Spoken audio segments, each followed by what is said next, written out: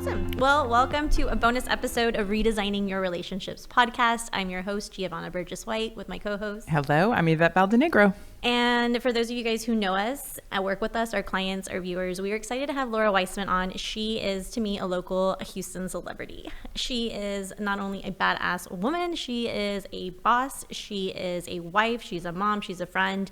And I've had the pleasure to be following her on her journey for 3 years. She may not know that. And just seeing the empire that she's built here in Houston. I've also seen her disrupt the industry that she's in, which is real estate. And so we're just happy to have her on today to really talk about herself, which I know she's probably like, oh my God, talk about me. But tell our viewers and tell our listeners who you are, what you do. Who's Laura? I'm Laura Weisman. I am a real estate broker in Houston. My office is in Sugar Land, obviously based in Houston. I'm also a realtor, so I also produce.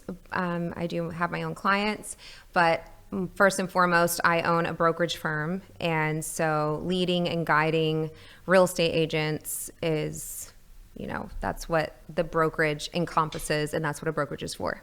So kind of have two different businesses under one umbrella. We love it. And yeah, I think that's what we want to really talk about today is your businesses and you. Mm-hmm. Yeah. So our listeners and everything we teach is about the person who you are, and obviously what you do, your family. And I have to say, the Geo did say yes. She's been fanning for a very long time. All I've ever heard, Laura, which for good measure. So we want to tell the whole world about you. We want you to tell the whole world about you, but really because people are going to identify with everything that you have to say. You are successful. You're a mother, you're a businesswoman who's running around. You have an amazing company that the past year you've done a lot with. So we just really want to start there with just share with us what's been going on in the past year. Yeah. I will say one thing that kind of stuck out to me right away from what you said. I just want to say first and foremost, number one, I do not consider myself a celebrity. There's so many people within my industry that I follow, and I'm watching their journey. Obviously, they're ahead of me, whether it's 5 years, 1 year, 10 years ahead of me. So I'm looking to them for inspiration as well. Yeah. And I think when you're constantly focused on that, you're not really giving yourself credit for the headway or the progress you are making. I was just talking with somebody earlier today. I had an agent that's thinking about joining, and I was talking with her, and I was talking about how you can't always be comparing yourself to someone else all the time. So one of the things that people really struggle with in real estate especially is these agents will look to other successful agents for inspiration, but then they also end up comparing themselves, and that's two very different things. Yeah, so I'm very forthcoming. I'm very transparent about my journey and what I've been through. I do not sugarcoat anything. One of the reasons for that is because I got married very young. I got pregnant when I was in college, and my first marriage, I went through a very, very nasty, bitter divorce after 12 years of marriage, and anything you can think of that was bad about me, I got just dragged through the mud and just publicly humiliated, in addition to just lies being told. And I fought it for a little while, and then eventually I just had to give in. And going through that, of course it wasn't easy, but when I came out the other side, I was like, okay, everybody knows everything there is to know about me at this point.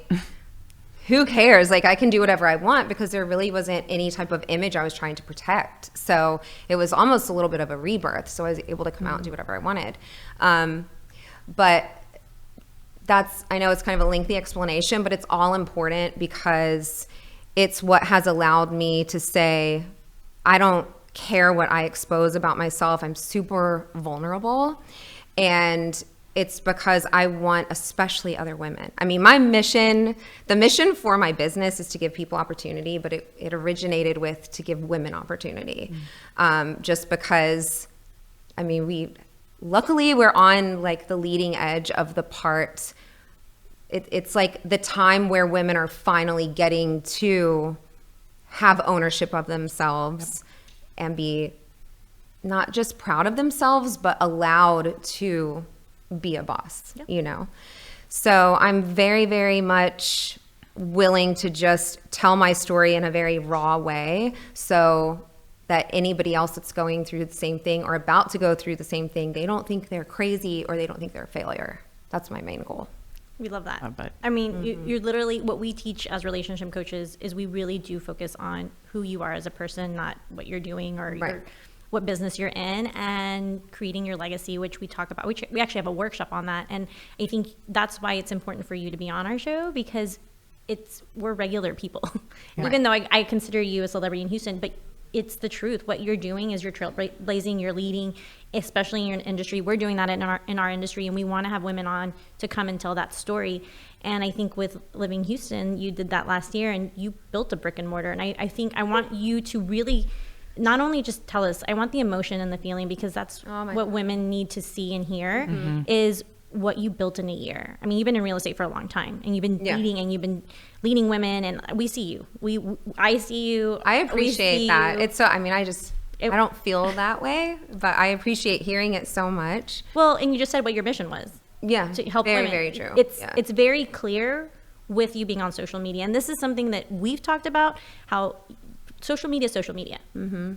There's no right or wrong. We love it because we can share our story. We can see the transformations. Our clients see our transformations, but you've done that for us as well when we think of like people that are leading in Houston. And you've always been transparent. And I think the story that you're about to tell now about Living in Houston, people can go back and see it on your Instagram and your highlights. They can see it in your pictures, because you literally, like, I feel like I go to work with you almost every time you post. Yeah. I love it. I mean, I wish I could post. If I could, I tell Johnny all the time, can Hector just move over to my office and just vlog me all day? I think Hector would love to do that, actually. Yeah. But we have so much go on all day. I mean, like, I got there at 7:30 this morning, and it just has not stopped. I would love to share more and post more, and before I know it, 6 hours has gone by, and I'm on my phone answering clients and dealing with business, but I can't post. I even tell my staff, I'm like, sometimes I have to just go shut myself in the conference room for like an hour and take care of a post, because social media takes so much more time than you think. Oh my God, yes. It's so much. But I'll say, I mean, I'm sure you guys are probably coming to this crossroads. It's on the horizon for you as well. But every business is very different. And like you're saying, who is the person that you are as you're going through building the business? Is it kind of a separate entity from the business itself? Yes. What areas of yourself do you have to kind of come to terms with? And, you also have to be gentle with yourself. But, as you are flailing around and you're failing forward as you start the business or as you try to expand a business, I think it's extremely important to know that as you mess up or you make a bad decision, that does not mean that it's over. And it doesn't mean that you're a failure or that, you suck. That's not what it means.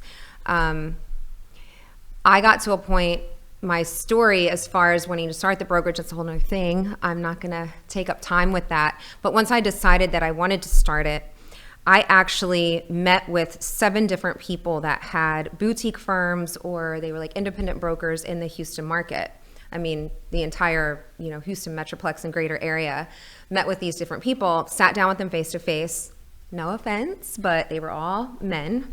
And every single one of them pretty much lied to me. Not one of them is still in business. So this was about 3 years ago, three and a half years ago. And I was kind of basing my decision, should I move forward with this dream that I have? I went to them to hear the business side of it, to see if it was even feasible. Long story short, moved forward with it, got it to a certain point. Of course, then COVID hit right after. Filed that LLC, survived through that, operated from my house, and then I'm not even sure how, but people started coming to me wanting to inquire about being a part of the brokerage. And Johnny and I had many, many long conversations where I was like, okay, I can see where this is going, and I've either got to open a location or just, cut this loose, because there really is, it's either all or nothing. Yeah. And I think a lot of people within certain businesses reach that crossroads where you're like, we can stay where we are right now for probably forever, but am I satisfied with that? And if your answer is no, what is it that you need to be satisfied? And you're like, I don't know what I need ultimately, but I know I need the next phase of this to see where it will go. And a lot of times that takes money to be able to do that. So, it's funny because I really wasn't even thinking about what we would talk about on this podcast today, but I actually posted yesterday about how when you're really good at something and you're comfortable with something and then you have to take a step back because you want to do something else, I mean, it's excruciating. Yeah, we know. It is excruciating. I mean, I know you're saying this isn't about you, but you guys started something over completely different. Yeah. Well, one thing that I just want to, for our listeners, Gio and I are always talking about how everything comes from within, right? Mm-hmm. What we do is just an extension of who we are. I want everyone to listen as they're listening to you and your story, who you are being while you're doing it, not necessarily the do. Because honestly, I'm sure you could give a checklist, right? As far as like, do the following things, check this, your emails, your social, whatever.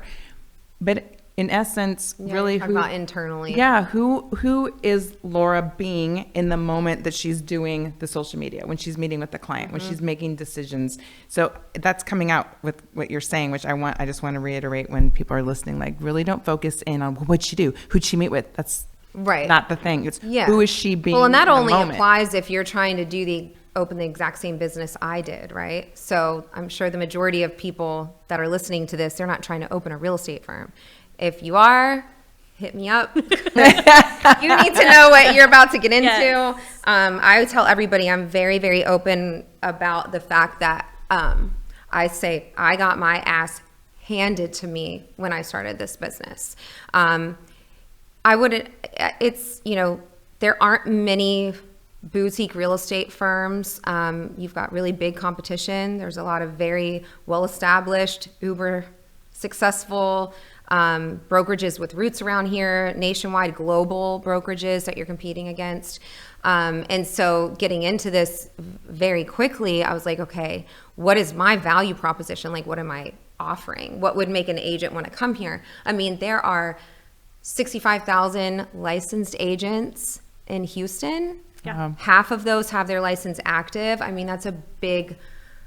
Yeah, you can't use the excuse when you're like, I can't do that because the market's saturated. Hello, she's doing it. If you have a passion for it and you know you're going to be different, which the number one thing that I think when I see you from the outside, I'm not even in real estate, is the education part. You are so serious about educating not only the people on your team, but outsiders. You are a giver, you're an educator, even just from monthly headshots and opening up your office like to other real estate agents. Like it really does.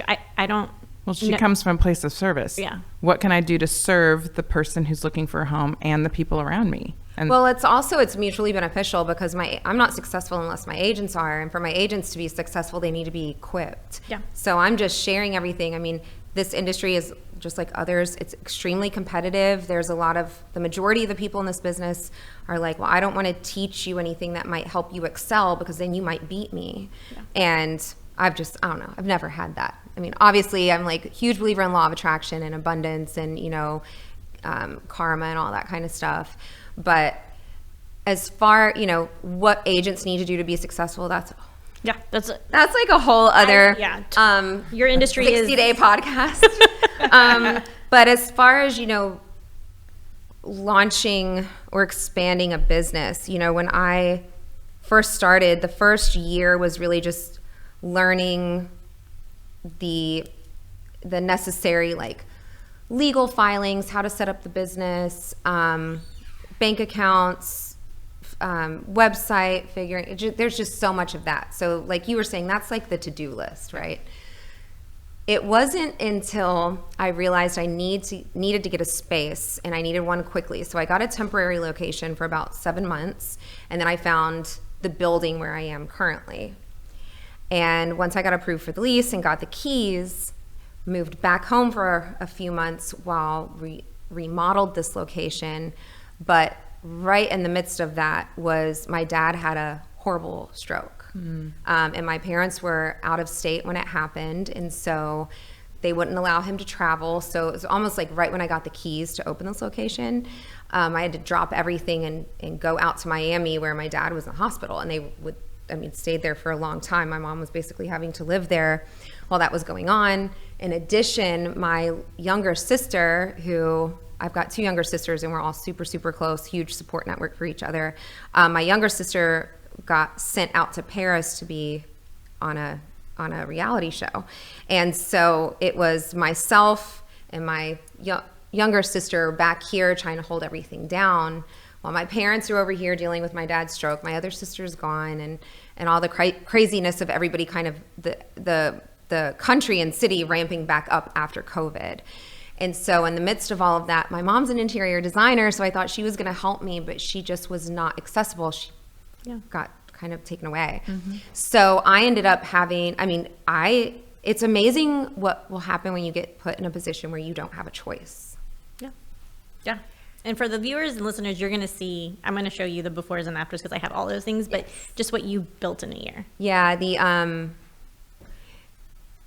The feeling, when you get put in that position where you don't have a choice, you really do have a choice.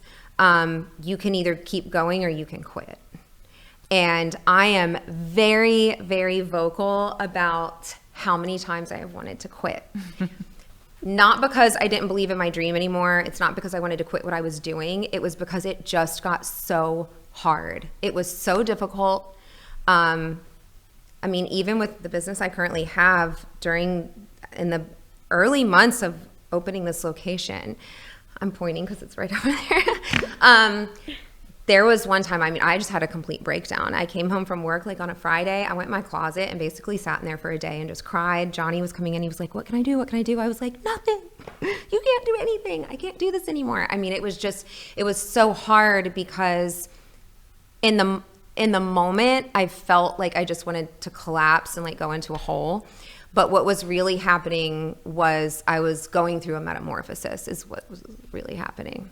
So it was, I can see a very definitive timeline of it. And when I almost kind of woke up and the clouds parted and I was like, okay, I'll be damned if somebody's going to take this from me. I went from being it's giving me chills actually, but I went from being I can't do this anymore. This is too hard. I don't have enough money. I'm never going to have enough money. I can't deal with setting up the infrastructure of the business, managing employees, managing agents, teaching my own clients, taking care of my family, taking care of my house, being a wife, being there for my family, my extended family. The amount of pressures that are put on the majority of women is insurmountable, and you can never escape it. And then, so you're also going through, whether it's mom guilt or spouse guilt or whatever it is. My workouts went on the back burner, and I've always been huge into that. Everything just disappeared. Literally just got sucked away, and it was nothing but work all day, every day. Then I had close friends. So I talk about this a lot because I think this is really important. You deal with so much shit from even your closest friends, your very, very best friends, because one, they don't understand why you're choosing to do this. Yeah. And then they also don't like that you've been taken away from them. Yep. And so I would say, it's temporary, guys. It's just right now. It's just for a year. It's just for a year. But those friends, they just don't understand what you're doing. I've been really lucky. I have some really amazing close friends, and a lot of them work for me. But there's definitely been, you read this all the time. You say, once you start trying to do something like this, a lot of the people in your life will kind of fall by the wayside, and they do. Yeah. Even family members or extended family members, we never see you anymore. Yeah. I'm like, don't you understand? I'm building this so I can take care of you. And something like this is not built overnight. Yeah. And the same thing my mom used to always say to me when my kids were little is this too shall pass. This isn't going to last forever. You're really investing in something. It's a temporary, super intense investment so that eventually it's not like that anymore. But in order to do that, you have to have such a strong backbone, such a thick skin. You have to kind of block everybody out, which is difficult because it doesn't matter if you're the strongest woman in the world. You still need the support. You still need, the support of your friends or your spouse or whatever it is, your partner. And you're just trying to be, you know, so stoic and so strong. And then, you know, it's kind of a catch-22 because you're sitting here trying to build the storefront of your business in multiple ways, you know, and it doesn't feel like you're going to build a strong business if you're constantly telling everybody this is so difficult. Yeah. You know, it is. We know we've been through this. For those, again, if you're listening and watching and you've listened to and watched us before, like this isn't your first time, you know that we don't script. This is why we have promise Laura. We didn't like, script. Promise. I'm sitting here going, oh my God, it's everything that we teach, everything that we say, everything that we do. We've seen it from the outside. This is like, and I hope that you go back and listen to your own episode. Actually, I hope you go back and watch your I never listen to anything. I think I'm like, don't show it to me. Well, I also think you're not hosting this. This is about you and your journey and what you're doing. Like you're in it right now. For the women who are like, I can never do that. That's not me. So that's one thing. Like where we're so like, again, this is something that I've been waiting to do for a long time. And the time wasn't right last year because you needed to go through this for you to be on our podcast. Yeah. And like, I can openly talk about like moments that I'm ashamed of, you know, where I've had breakdowns in the office. I mean, I'm not trying to get away from talking about the internal part, but the external part is what's forcing you to go through the internal transformation. You know, when, you know, I worked my numbers a billion times. I mean, I think this happens to everybody, but once I actually got into this space and launched the business, you know, officially launched the business like hardcore in a brick and mortar location, like we are official now, you know, like we can officially do certain things that we couldn't before. And everything costs more than you think. Yep. Everything takes longer than you think. Yep. It sounds real great to sit there when you're brainstorming with your staff and be like, okay, so we're going to build this. It's going to make our lives easier. We're going to build this type of infrastructure and this system. Well, how the hell are you supposed to build that when you don't even have time to eat or sleep or go to the bathroom and you're running out of money and you're getting pulled on from a million different places? You know, you are having to, the focus that you have to commit to and develop. And then, you know, I would just reach a point where I was so frustrated because I was leaning on staff to do certain things. And when they wouldn't perform, it always falls back on the business owner. Mm-hmm. Yeah. So. Absolutely. So 2 things I've already heard so far. Determination. Yes. You're very determined. So that's who you're being, a very determined person to say, this is going to happen. Even in the midst of being in a closet where you're like, that's fine. You know what I mean? It's like, we have moments. We're real people. Correct. You have emotions. You're frustrated. You're like, oh my God, why is this all happening? The world's coming down on me. You emote, you're in there. But again, internally, there's something inside of you that says, oh, hell no. I am so determined to do this. Right? And then the second thing you just said, you're focused. You're determined, but you're laser sharp with the focusing of what you need to do and take care of. Yeah, it's tunnel vision. Yep. You've got blinders on and it's just tunnel vision. I will say that the majority of like the past 1 to 2 years, it's like there's something, I almost feel like a puppet. Like something is controlling me. Like there's a higher power that's like, this is what you're doing. Because, you know, the brokerage model, not that this is about this, but it is not easy to sustain. It's a very, very delicate ecosystem. And if you're not paying attention to it every single second, you can go out of business really quickly. So, you know, first and foremost, a brokerage is a business. It really has nothing to do with real estate.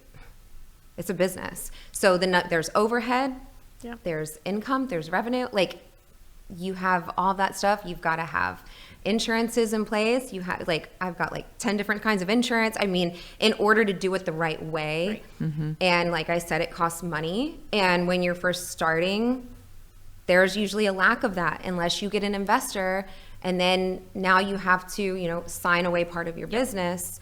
I'm all about leveraging money to make more. So I'm not against that. Of course. But where I was coming from, having an investor did not make sense. But I'll say what I think the number one, there's so many things, but I think the number one most difficult thing to deal with when you are an entrepreneur and you're trying to start a business, and this comes from internal, is you are usually embarking on this journey or trying to start this business. I mean, unless it's just a passion project and you're like, I have all this money to throw away and I don't care if I make any, right?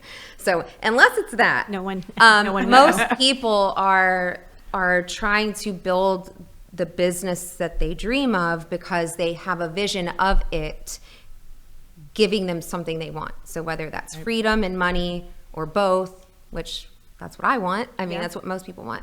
A legacy, something to hand down to their kids, something to provide financial security. There's a million different reasons why, but whatever it is that you are striving for, you know, the feelings and what you're going to achieve, you think you're going to get that through this business.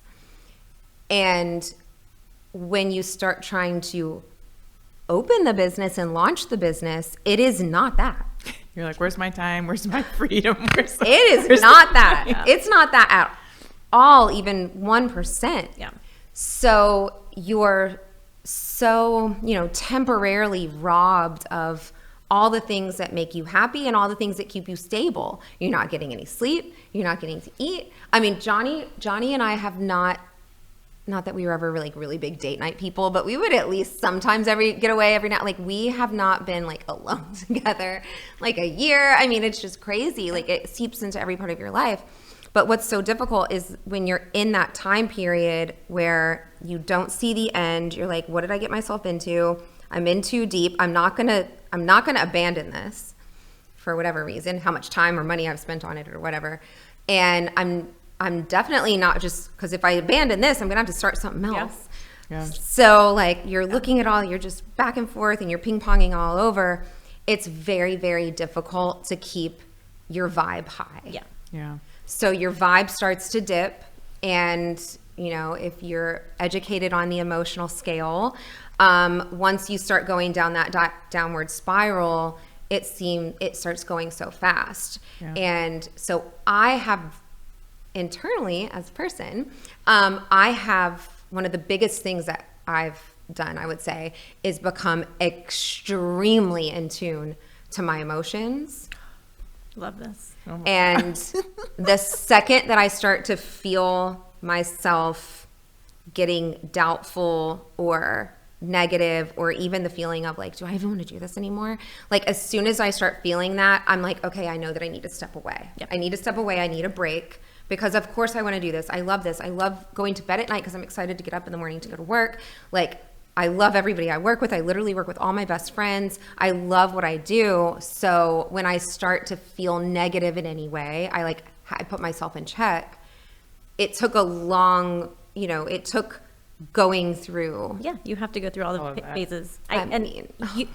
Pausing. We tell this to our clients all the time. I'm like, it's like you know what we were going to talk about, but we talk about the struggle. You have to pause. Sometimes a reset button. Sometimes you get stepping away. Sometimes it's just turn it off.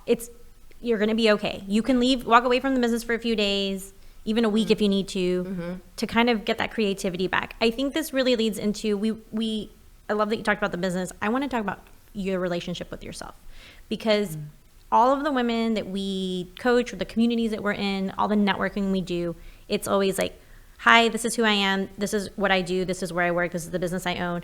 I have kids. I'm a wife, blah, blah, blah. But it's never, hi, who am I? And what does the relationship with myself look like now? We can go to the past, but like today. That's a hard Laura, question. I know it's hard, but it's important because we put ourselves on the back burner. And you just said it in the last 20 minutes. We are embarking this journey of entrepreneurship, building a business. Like it or not, it's the raw truth on our own. Nobody will understand it. I love my husband. Our husbands are very similar. There are fans, and granted, your husband has started multiple businesses, but all in all, it's still on our own. I can't, like, I'm going to have my husband go listen to this because sometimes I feel like, I'm like, do you not see what I do? And do you not understand Johnny's where I am? my biggest cheerleader, and he also can empathize with a lot because he has started businesses. I mean, it's amazing when you can say, you know, one thing to somebody and you don't have to say anything else and they already can empathize, not sympathize, like empathize. Yeah. But it's, like I said, no disrespect to the guys out there. Even to women that don't have children, like it's what a woman already has to do in this life. And it's not even like current day. I mean, it was worse. Yeah, of course. Thousands of years ago, you know? Doesn't matter if you're a mom or not. I mean, being a mom, yes, there's a whole like 20 more layers added to it, so much more responsibility, so many more ways to feel guilty for not being there. But at the end of the day, women have so much to do to just keep up with themselves, from nails, lashes, tanning, hair, working out, you know, just skin treatment, you name it, just stuff so that you're not always critiqued and criticized, because it's the first thing everybody wants to do. And, you know, for a guy to get up and Johnny gets ready. Just rolls into work. I'm like, wait, what? Yeah. I like get mad at him. Yeah. He's like, what did I do? I'm like, you just got ready in 2 minutes. Yep. I can't stand you right now. Yep. You know? Well, in all like, fairness, and he I'm doesn't sitting have any there hair. like brushing my hair, texting on my phone. I'm like packing 2 sets of clothes because one is like stilettos and all this other stuff, and the other one is flip-flops. So that it's just like what we have to do to even be kind of like accepted by society. And if you don't keep yourself up, the first thing everyone does, mainly women, is critique you or tear you down. It's the first thing. I mean, even my own friends will be looking at social media and they'll be zooming in like, oh, she's too skinny, or she's too, you know, I'm like, oh my God, like, you know, I don't even notice that stuff anymore. Yeah, no, I'm like, we're not. once you've been through what I went through, But I also don't think even notice. you talked about earlier that you're feeling like, we've talked about this also, of self-image is very important, not just as a brand, as a person, but for you to feel connected to the person you're becoming or the woman that you want to be. So I know that that's very important in my daily routine. Even if I don't leave my house, I still get ready in the morning. There's I a still form of I it do for too. each Yeah, person. I always tell her, I'm like, I could be the last person on earth. I'm still getting ready. right. And again, Like, that's part of just a feeling that makes me feel good every single day of the person that I am and the person that I'm becoming. But again, going back, I know it's a hard question, but like, how do you feel with you? Like, your emotions with yourself. I mean, I can tell you all the things. I mean, I see you. I'm so proud of you. What you're doing. Thank but like, you as a person, like, you wake up in the morning. Like, what's that? Like, do you have self-love? Do you? Oh yeah. You know, do you? Because a lot of women don't. We talked about this in our coaching call this morning. Are you taking the time to even think yourself, like, what you're doing for you, for your family, for your kids, for your daughter, for your team? Like, a lot of women won't do that. They're like, oh my God, that's so weird. I've honestly never really struggled with that. But I do have a lot of women that come onto my path that do struggle. Yeah.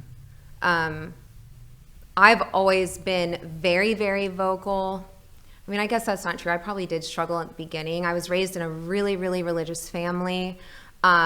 You know, growing up, I was the oldest of 3. I've always been super ambitious and driven, very high achiever. I was never offered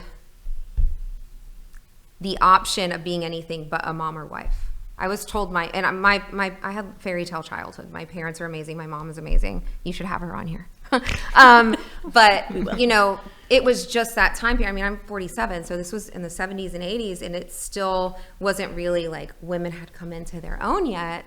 And I mean, I was pretty much told, your job is to find a Christian husband and have kids. Like, literally, that is what I was told. Yeah. So it wasn't until I hit like 30 and I went through a divorce. My family disowned me for leaving my first husband because God doesn't like divorce. Right. I went through all of that. I'm still very much a Christian and all those things, but you know, I definitely had to kind of reinvent the relationship with myself. It was almost like on a yearly basis. But then once you start doing that, you get to a certain point and it kind of starts to snowball. And I almost feel like I have a different relationship with myself almost hour to hour throughout the day now. Definitely from the time I wake up till the time I go to sleep, You know, when I'm driving home and I'm exhausted, it's like end of like tax stuff right now. I'm like drowning in all of that. I'm getting home late, and by the time I get home, and then I get home and I'm flipping laundry. I'm doing all this stuff. No offense to Johnny, he tries to help, but like guys just don't get it. Like they don't notice the stuff we notice. They're not worried about the nesting and keeping the home a certain way. He's like, who cares if there's laundry not folded? Yeah, who cares? But I'm like, it's not that I care what anyone thinks. It's not that we're having anyone over. This is what I need, because at the end of the day, we still have like our original DNA hardwiring. So even though we want to use the empowered part of ourselves and our intelligence and our gifts and our abilities and go out there in the world and make a difference and build things, we still have that genetic hardwiring. And a woman wants her home. I always tell them, I'm like, I know I'm pretty hardcore and I'm intense and I can talk all this shit, but at the end of the day, I'm like, I still want you to be my man. Like, I'm not trying to be a guy. I'm not out here trying to be a feminist saying I don't need a man. I still want a partner. But the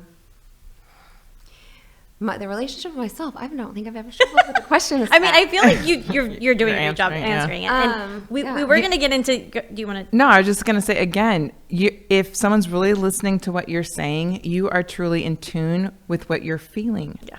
Everything that you do is like, okay, you put a boundary with family and friends because of how you were feeling, right? Right now, everything you just said was how you're feeling. It's okay. If it speaks to you to go home and you go, I like to, hey, it's the most mundane task, but it's almost like a thing you can do complete. And I bet you at the same time you're processing. Every single time you fold, something's your brain is not shutting off, but I bet you I have not found anything to make my brain stop. But I bet you at the end of the day for you are some of your most creative moments. Like you're processing again the day, you're tapping into your feelings, you're folding the laundry, and then all of a sudden you're like, oh yeah, what if tomorrow I did this differently, or what if I need to talk to that person, because you're slowing yourself down and you're listening. That's correct. You really are being authentic to who you are, which so many people struggle with, which is so hard. And I love what you just said. I am the exact same way. I will be out in the streets taking names and kicking butt all day long, but at the end, I can take care of my car. I can change light bulbs. I can pay. I'm like completely independent, right? But yes, I want a partner. Yeah. Someone who's going to be my equal and a man. Yeah. I've always been very independent. It's my personality type, but it doesn't mean I want to be alone. Yeah. You know. Right. Two different things. I think a lot of people tend to like group certain things together, and you know, one reason that I will tell you right now, one reason I am even okay is because luckily my partner is also an entrepreneur, and he's been through everything I'm going through. Now, he didn't go through it as a wife and mother and as a female. Right. So he can only really so far. Right. But he's actually gotten really good about recognizing that. He'll say, I know I'm not experiencing this the same way you are, but you know. And then the other thing that is a big struggle, I think a lot of women struggle with, is like when there'll be periods of time that aren't so bad, they're kind of chill, but then kind of when it rains, it pours. Yeah. And those are the times when you get a whole bunch on your shoulders at once. You just kind of get gut punched over and over, and you're like, oh my God, I can't handle this. And one of the biggest things that irritates me the most that he will say, but it's also the best thing for him to say, is he'll be like, well, why don't you just quit? You don't have to work, just quit. And all of a sudden I'm like, he knows. I'm like, what? And throw away everything I've built. Da, da, da, da. Do you know how many people I help? You know? And he'll be like, okay, well, there's your answer. Yeah. Right. And I'm like, damn you. You know? So good. But another thing is, I will say this. I've always been really big about trusting my gut. Mm-hmm. It has never been wrong one time. Your intuition. And I have had to rely on that more than ever in this past year. Oh, oh God! I can drop the mics. Drop all the mics. When you're making decisions, which most women, we talked about this morning, they shut it up. It's the intuition, the soul, the gut, whatever that feeling is, and they're told, no, don't listen to that. Well, because they're almost trying afraid to of base it it on logistics or stats or which this is a good thing, and it's okay to ask for advice or input, but then that also starts to like cloud everything. If you shut everything out, if you literally just ask yourself, I do this all the time. This is one of the things I've learned to do. I'll just shut everything out and I'll be like, what should I do about ... Whatever comes into my head instantly, I'm like, that's the right answer. Just like you. Just like you. Is that what you do? Yeah, that's what she does to me. She's like, let's talk, and she asked me the question, and I'm like, okay, fine. It's so easier said than done. Yeah. But that's a relationship with yourself. You didn't know how to answer it. You're answering all. Well, I mean, you're that's listening like, to your higher self. Of course. I mean, most women are so far. Their higher self is way over there, and it's calling to them. Well, their higher self is the here. comparison to another woman, Yeah. which is not your true self. Yeah. Right? So again, you're listening to you, you're listening to your intuition, and you're saying no matter what this looks like, and again, you're taking responsibility, you're willing to take the risk, and you're saying, it may not go right, but I'm going to do it. Yeah, taking risk it's a big part of it. I want to move into, Johnny's already been in a lot of this episode, so we're going to move on from Johnny because we were going to ask about, but I wasn't trying to give him so much, I know, so much credit. Airtime. No, it's okay. No, I think it's important, but I want to talk about you as a disruptor in your industry. 3 years ago, 4 years ago, somebody told me I was a disruptor in my industry, and we're not going to say his name anymore, but your husband. And then from there, I was like, I love that word, and I don't think it's bad. But again, going back to social media, going back to comparison, going back to however you want to use social media, we teach a class on creating legacies. We teach a class on following your mentors. You may know them, not know them. You and Johnny have always been a mentor as like a unit, as like a yeah, you've been really vocal about that with me. And then also as parents, especially parents of a teenage girl, but then just you in general. So when people are like, oh my God, I'm scrolling and looking, I'm looking for women like me that are women that I want to be like. And so I'm appreciative of social media because I'm able to follow you and other women that they don't know me. I don't know them. So I want to talk about what you're doing for real estate, because you've started some courses, which I love. And then I want the listeners and viewers to hear that, because we are very connected in Houston to a lot of real estate agents.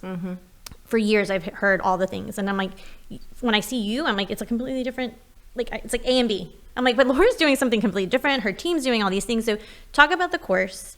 And then I also want you to give some insight on this whole renter. I was like so intrigued with the renters and how you should be serving that community. Oh, it makes so many people so angry when I talk about it. But when I heard it, she's the instigator. When I heard it, I was like, she needs to talk about this. Yes, absolutely. Because this is, and again, this is not competition. This is like, she is giving all these real estate agents nuggets, because I'm like, yeah, to me that makes sense, and I'm not even in the industry. So course and your renters, because that's oh my goodness. Fires me up. You're giving me way too much credit. No. I mean, when you're a licensed real estate agent, you're an independent contractor. You can do whatever you want with your business as long as you're following TREC guidelines and your broker's guidelines. So branding yourself is just so important. So many people come out the gates with real estate and they don't want to miss a deal. So they try to be everything to everybody. And good coaches will they'll tell you, don't try to be that. It doesn't matter whether you're in real estate or just in life. You cannot be everything to anyone. No. Or available all the time to everyone. You'll exhaust yourself. Well, I mean, this is a whole other thing. In order to cross a certain threshold in real estate with your business and start making a certain amount of money, it is inevitable. You have to figure out how to scale, and you're scaling yourself. So the way to do that is to start a team. There's other ways you can do it. I always coach my agents, you can put videos on YouTube. That way, while you're asleep, people are watching you and listening to you and getting to know you. You're building a relationship and trust. Then you have them reaching out to you saying, hey, I've gotten to know you. I think I'd like to work with you. Yep. Instead of you being like, hey, I'm in real estate, use me. I mean, you got 30,000 people doing that. That doesn't work. Yep. But that aside, I had done a year of some really, really amazing coaching several years ago, and this was right around the time that I decided to start a brokerage. And I remember my coaching was coming to an end. The salesperson reached out to me and wanted me to re-up, and sign on for another year. And I said, I think I'm going to go do this thing I want to do. He actually got angry. Ooh. He got mad at me. And he said, I'll never forget it. He said, why would you want to go start a brokerage when you can just make $500,000 being a team lead? Yeah. And as it was coming out of his mouth, I thought to myself, it's not even worth me trying to explain to you why I want to, because obviously you're not the type of person that will understand my why. Yeah. Because it's not always about money. No. I mean, yeah, I want to get paid for what I do, and you need money to live and all, and I like nice things. But ultimately, I feel like maybe it might take me a little bit longer. Yeah, I could have just gone out and in a couple years maybe been making a whole bunch of money as a team lead. Maybe this is going to take me a few years longer. But I will have followed my truth and my mission and my passion and have something that I look forward to doing every single day. See that's where the gut came in again. Yes. The intuition, the gut, yeah, the feeling, and the along the way, yeah, helping someone. Oh yeah, and absolutely. Creating something that's really not being done. Yeah, the creative side. So with that being said, in the meantime, I was like, well, what's one of my value propositions with Brokerage? I'll talk fast about it. But one of it was I'm going to offer training. So I teach these workshops. They're all day. They're really meant to be 2 full days, but I can't find anybody that's willing to do 2 full days of training, which is unbelievable to me. It kind of upsets me. Yeah. Because if they would sit through the 2 full days, they get so much more out of it. They can get so much more content. I've had to shorten it to 1 day. It's 1 full day of training. And I teach everything that nobody else teaches. So I teach how the psychology behind marketing, the psychology behind having a consultation with someone, how to be of service to someone, how to offer a really high level, like white glove level of service. It's humility is huge, right? So humbling yourself, it's all of those things. Then I teach how to use a lot of the materials that we provide for the brokerage that I developed myself, but it is teaching you how to use those so that you can scale, so you can juggle multiple clients at once. Because having 1 client every 2 months, you can't live off of that. So if you want to have 2 or 4 or 5 closings a month, you have to have systems in place to be able to successfully juggle all of that. Or bring on an assistant so your assistant can do what they need to do while you're out in the field. The assistant isn't any good if they know what to do. So we have I teach everyone how to use everything to do that. But with that being said, those workshops, it's really like 2 full days of material. So I'm putting that into an online course, on online teaching platform. This is an example of something that sounds really easy. Yeah, we know. It is not. It's one of the hardest things I've ever done. Yeah. Finding the time to do that in addition to what I'm already doing. The first course that I filmed was the renter course, and I started with that for a reason. I'm not joking. I have a handful of people that are witnesses. I stayed up for almost like 4 days straight to film it because it was the only time I could find the time to film it was at night. So I was literally at my office all night long until like 7 in the morning, multiple days in a row. And I had my assistant at the time. She was working around the clock with me as well. I had Johnny and his team. And the whole time I kept just telling Johnny, I'm like, I'm indebted to you because if so much of what you're doing, I didn't even know that I needed, because I would say, hey, I need this to do this. And he'd be like, oh, I know what to do. But luckily I had access to that, But so I've got that. And then some positive things have spun off of that. In real estate, the first year you're in real estate, when you are a totally green agent, you don't know what you don't know. You're fumbling around. It is a nightmare. I can only imagine. I really don't wish it on anyone. And it's so funny because of the business that I'm in. But a lot of brokerages will not even talk to an agent until they're 1 or 2 years into their business. If you just got your license, there are so many brokerages that are like, come back in a year, come back in 3 years, come back when you've sold X amount. Wow. So, when we opened, I was like, okay, well, where is the low-hanging fruit?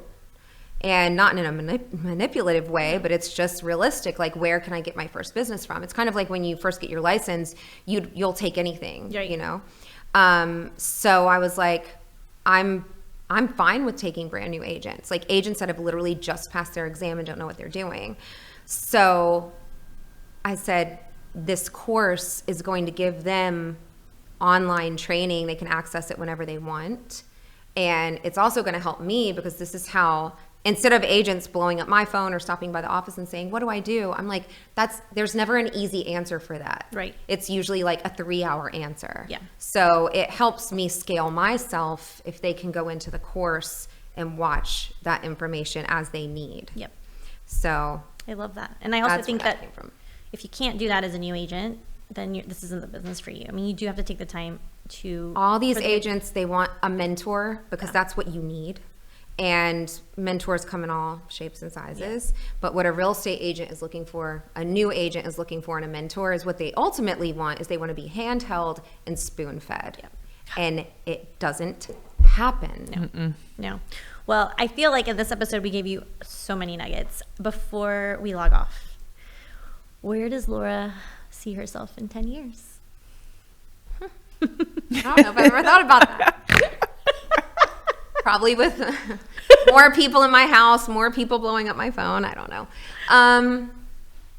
I mean, you know, I've got 4 kids. My oldest is 27. And maybe one day I'll be a grandmother. But I love kids and our house is always full. So honestly, I couldn't tell you where I want to be with the business or something like that because that changes almost daily. Yeah. But I do know what, like, the core values that I'm desiring right now. And one, I definitely want to travel because I've never really gotten to travel. But the biggest thing is my core value for this year is it's to clarity and tranquility. So I want to be like super, super clear because I went through so much time the past couple years where I was not clear and it's a miserable place to be. So the clarity is a big deal, and tranquility is a feeling, what I feel is like not being stressed out. So I can't wait to like enjoy and reap the benefits of everything that I've put in over the past few years. That's okay. So when we talk to our clients and we talk to them, we call it a now goal. Like, what is your goal now that you're working towards, right? And we really try to help them understand it's attached to a feeling.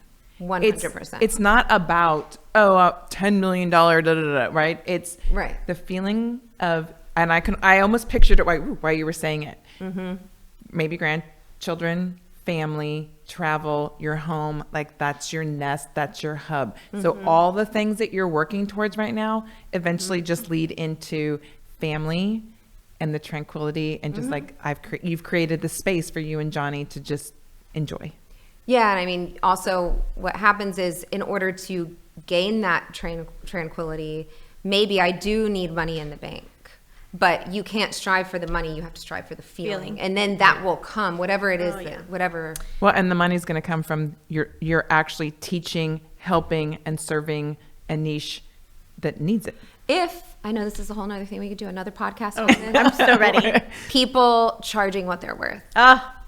We there will. we go. That's we our will next do a panel on that's that. That's the biggest, I would say that's one of the biggest takeaways I've had from this past year. Oh my God, Laura, we cannot thank you enough. Yes. Thank you. I had no idea. Thank you. By the way, it's 111. We're all about the angel numbers. Oh, really? Like, no, we're filming this. Today. Yes. We wanted to be true to the angel numbers. Yeah. Thank you guys for watching and listening. Thank you to the team here at J. Weiss Marketing. This is our sponsor of the show. We will have everything in their show notes. If you need to get a hold of Laura, we'll have that in our show notes too. Real estate, all of our real estate friends, you're welcome, because we're going to put that course up for you guys. We're going to keep on disrupting the industry with Laura. And until next time, we'll be back. Awesome. Thank Thanks, you. guys. Bye.